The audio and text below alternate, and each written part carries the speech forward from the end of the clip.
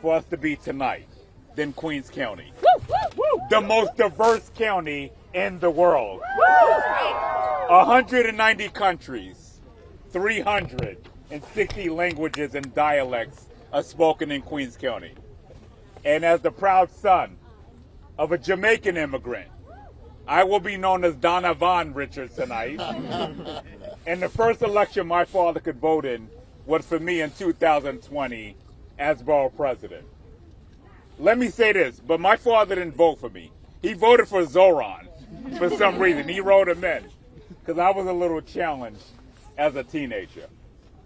But let me add this tonight, that this election is high stakes. Yes. That we need to make sure that Donald Trump is not elected in New York City. And we have a Donald Trump supporter in Andrew Cuomo. And in Queens, we don't back down, we stand up. That's right. In Queens, we don't back down, we stand up. Yeah. For those who think that they are going to buy this election, there are millionaires and billionaires who are pouring all this money in.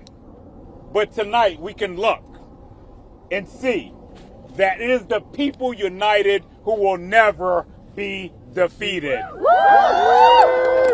The people of Astoria to South Jamaica to Far Rockaway are going to have a huge response in this election on tomorrow. And we are going to carry this city into the future. And yes, there are those who doubt what this campaign is representative of. There are those who say we can't have free buses, that we can't build real affordable housing for the people who've lived in this city and beloved this city forever. And what I would say is those people have very little imagination. They have very little imagination. But in Zohran Mamdani, we have a candidate who dares to dream. In Zohran Mamdani, we have a candidate who dares to dream. And no, we won't simply be a city of no. We will be a city of yes. We will be a city who dreams big. And no, in 4 years, all the pundits here were right. Did he resolve every issue under the sun? And that's not possible. But we will fight like hell to make sure that this is a city that is representative of every New Yorker in this country, and every New Yorker in this city, and every New Yorker in this borough. So it gives me great. Am I introducing you? Yes, all right, got it. So great. We are in the Republic of Astoria. We are in the Republic of Astoria, the People's Republic. But let me say this. Let me end in this. Vision, vision, vision, vision is what Zohran is representative of. Vision is the art of seeing what's invisible to others. And when people say we can't get a lot of these initiatives done, we say to them, hell no, we not going home. Hell no, we're going to stand up for every person in this borough and city who felt like their voices have not been heard. Hell no, we're going to stand up for those who felt like this has not been a city of theirs, a city that has gotten far out of reach. With that being said, it gives me great honor to bring up my socialist brother. I'm sorry. And let me just end in this. Dr. King was called the socialist. Dr. King was despised and called a communist as well. And our brother has brought a clear message that capitalism has to work for everyone. Capitalism can't be for those up top. Capitalism has to work for the people at the bottom as well. And it gives me great privilege to bring up somebody who's done a lot of work in the state senate to ensure that this is a city and a state that work for everyone. And that is my brother, State Senator Michael Gianaris. Thank you. Good evening, everybody. Good evening. So my name is Mike Gianaris. I'm the Deputy Leader of the State Senate, and I have been associated with some issues through my time in state government. I'm known as the guy who killed the Amazon deal not a few blocks away from here. I was a big part of taking down the IDC in the State Senate. Yes, sir. That's right. We took down the Republican majority in the State Senate. Yes, sir. Now, what do all those things have in common? They were championed by one Andrew Cuomo, Amen. Donald Trump's choice for mayor of the city of New York. Now, if you're all standing here following this rally, you may have missed that just moments ago, Andrew Cuomo actually said he wants this race to be decided by the Republicans in New York City. Yeah, I'm not joking. He said this in an interview. He said now it's up to the Republicans. He wants those votes because he knows, just like he got whooped in the Democratic primary, he has no chance with the Democratic voters in New York City. Let's go.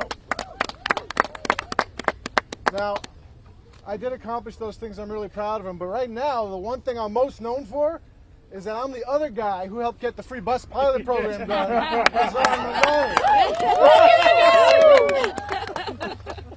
And I'll tell you, the reason why that's the biggest thing is because his vision has electrified this city. And everybody knows, unlike his opponents, everybody knows what his message is. He wants universal child care. He wants to freeze the rents. He wants buses to be fast and free throughout this city. You can't name what his opponents want to do because they don't stand for anything. That is why this campaign is succeeding, because the people are listening, and the people are taking to the streets to elect Zohran Mamdani, our next mayor. Now, a lot of what he wants to do, he can't do alone. He needs help. And he needs help from you all tonight and into tomorrow. And he's going to need help in Albany to get a lot of those things done. And I'm here tonight to tell you, he has got partners in state government who are going to work to enact this agenda in January. I can also tell you, Andrew Cuomo, not so many friends up there. So if anyone's going to have a tough time doing anything, it's going to be the guy who got kicked out of Albany to begin with. But today we're here to push forward the positive message of the next mayor of the city of New York. I'm not introducing him either. I'm bringing up my colleague in the State Senate first. But I'm so proud to be a part of this campaign. I'm so proud to see the energy in the streets. In the middle of the night, in the broad daylight, they're out here, they're working, they're rolling up their sleeves, they're sweating because it's that important. It's that important to send this message, not just to New York City, not just to New York State, not just to the United States, not just to the President of the United States who's paying attention, obviously, but to the whole world, that when the people stick together, they can do anything. We're going to change this city, and we're going to change the world because of it. Next, we're going to bring up the state senator who represents this party, Christine Gonzalez. Everyone, how are we doing tonight? We feeling good? Yeah! That's right. It is such an honor to be here. My name is Kristen Gonzalez, and I am the state senator for this district right here in Astoria. Woo! And I also represent Brooklyn and Manhattan. I'm sorry. And let me tell you, across the three boroughs, it is so clear that what we want and what we deserve is a Zohran administration. I am so proud to stand with the Democratic nominee the night before Election Day, because this is a critical moment. As someone who grew up right here in Queens in a one-bedroom apartment in a working-class family, I have seen it from day one that this city is too hard sometimes for our families and our working New Yorkers to afford. And in this moment, it's important because we have a chance to draw a line in the sand, to say that this is a city of workers, a city of people who believe and know that we can do better, to say that we reject a presidency that has cut off SNAP benefits for our own 2.9 million New Yorkers, to reject candidates that work with them when they kidnap people off of our streets, and instead to step up and stand up and say, we know we will win better with a Zohran administration. I have worked with our assembly member and who I know will be our future mayor, Zohran Mamdani. in the assembly as the state senator, and every single day in front of the cameras and behind the scenes, he has worked tirelessly for every single thing he believes in. I've seen him go on hunger strikes. I've seen him do sleep-ins. I've seen him run miles for people like us. But tomorrow, people like us need to show up for him. And I want to say thank you to everyone who has shown up to this point, because this campaign has proven itself. Over 100,000 volunteers. Woo! Woo!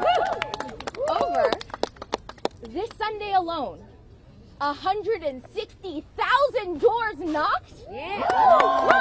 Woo!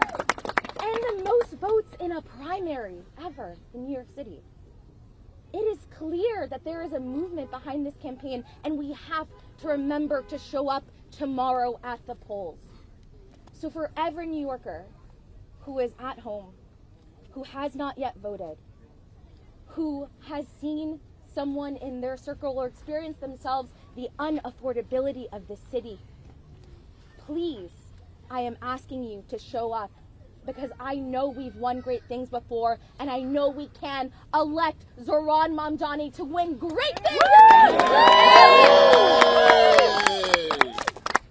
So with that, it is my immense honor to introduce my absolute incredible colleague and champion and fighter, Zohran Mamdani.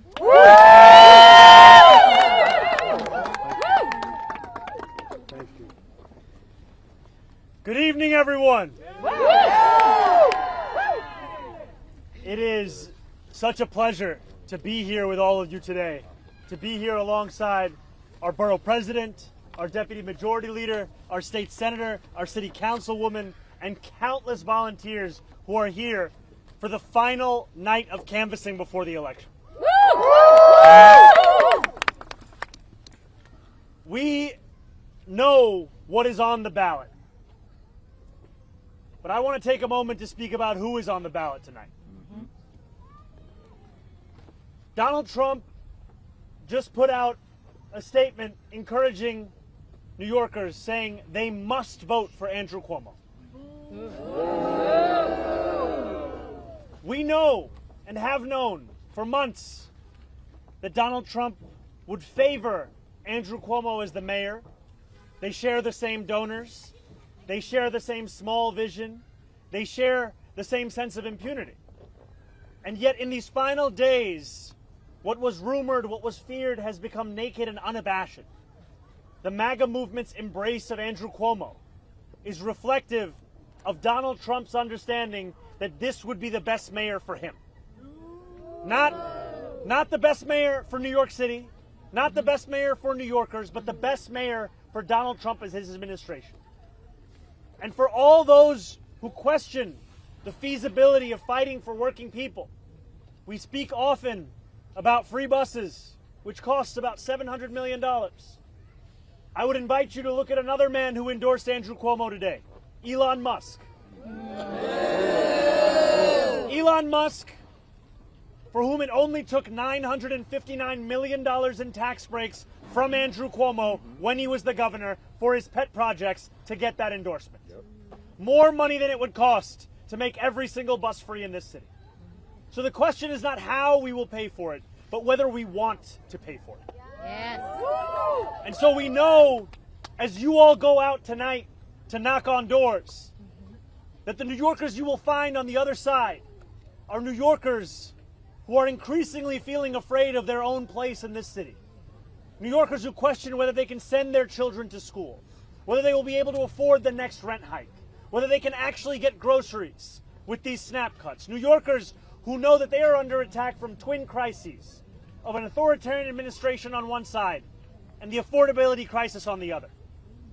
And as much focus as there is on polls and on predictions, I want you all to raise your hands for me one last time.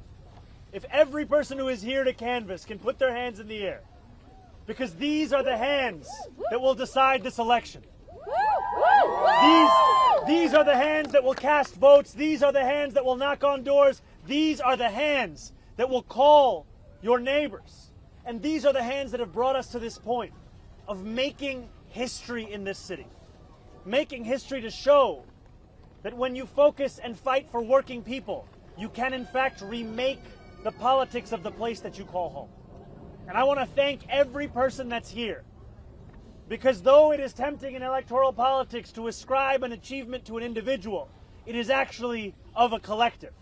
And you are all the people who made that collective real. You are the New Yorkers who were with me this morning at 6, and the New Yorkers who are with me this evening at 7. The New Yorkers who have been standing alongside this fight for more than a year.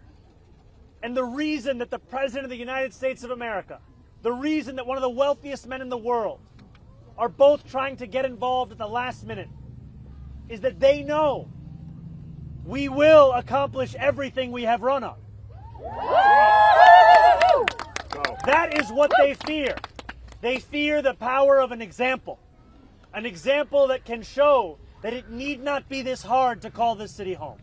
It need not be this hard to afford to live in these 5 boroughs. And I thank you because you are on the verge of sharing that example with the world. So hold on to that example tonight. Hold on to it when you're going 10 consecutive not homes in your canvas. Hold on when you're in that second hour and you're asking yourself, should I walk up this 6th flight of stairs? Hold on to it when a person opens their door just a little bit and they show you the despair that they have long associated with politics. Hold on to it because you could open their eyes to a world that they have not seen in this city for so long. And as tempting as it is to think that everyone has been paying attention to this race, just last week a friend of mine, Charlie, knocked on doors in Hell's Kitchen, and he shared afterwards that he met a man who had yet to hear of this campaign. You may find a New Yorker for whom you are the person that introduces them to this fight. And that is why more important than me is you. You are the people who are bringing this fight to the doorsteps of New Yorkers. I will never be able to thank you enough for the privilege of being a part of this movement. And now, with close to just 24 hours until the polls close, let us leave everything out there on the field, my friends. Let us do it together. Let us work so hard this evening and tomorrow that we never have to ask ourselves the question, what if? Let that never be the words that leave our mouth, and let us instead breathe in the victory that each and every one of you have brought forth in this city. Thank you so much.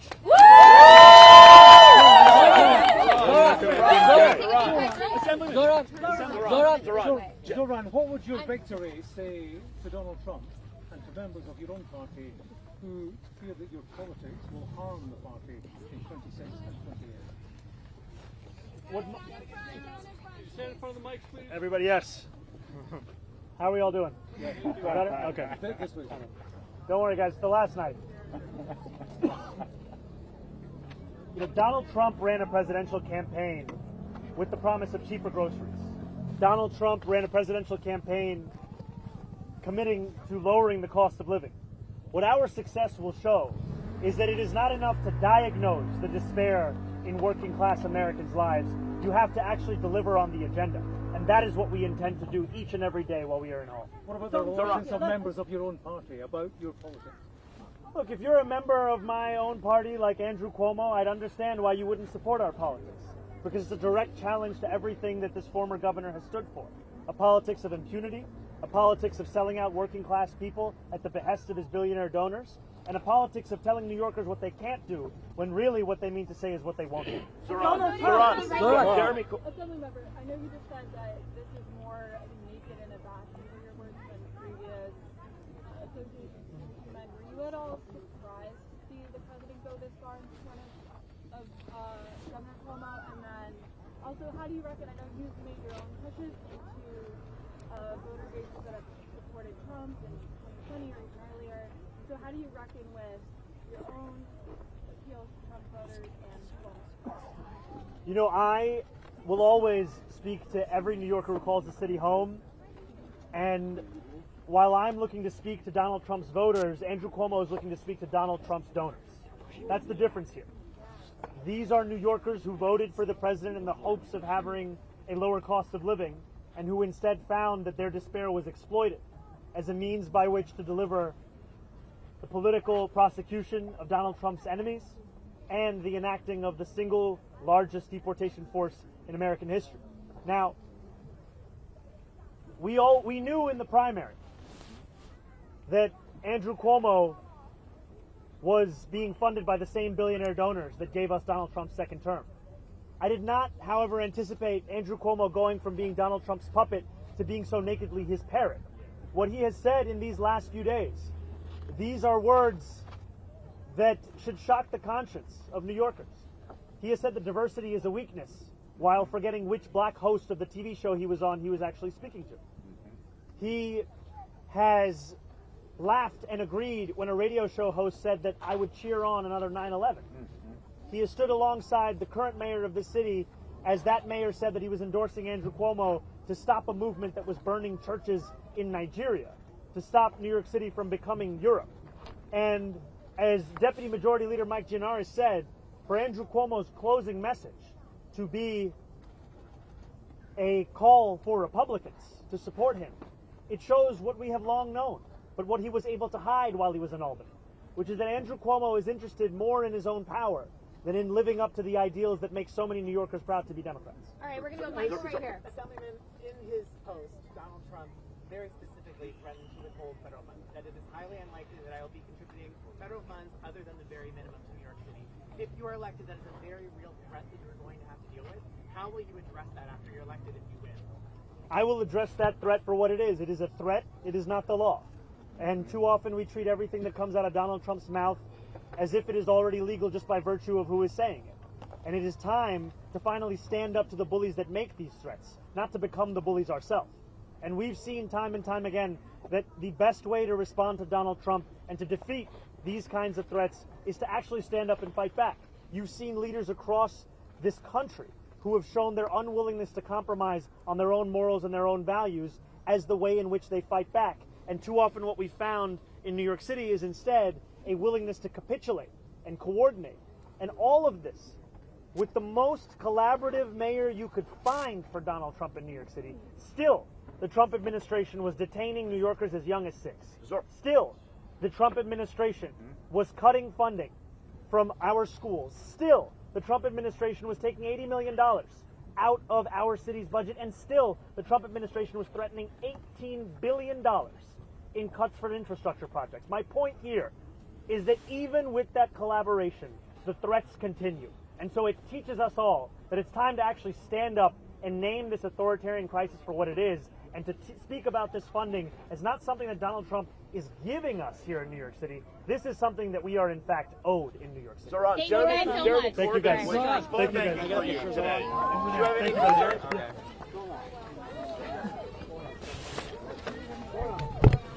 I'm so sorry. Sorry, my feet are full and sticky. Okay, you want me to help you? I'll just go over there, thank you. You can hold my hand if you want. I'll just go over right over there. Yeah. Thank you.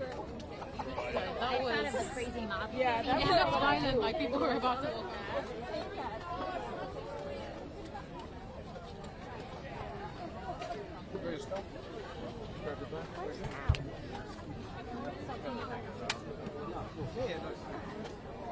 I'm a big guy, Dad. Vas, para que aprendan. Tú que tumbaste nosotros.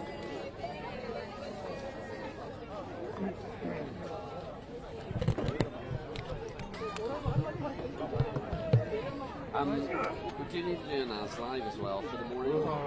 So I'm wondering like when and where we do it. Guys, who's that? I don't know, we could just do something here, but like you could say I've just... Or we could do it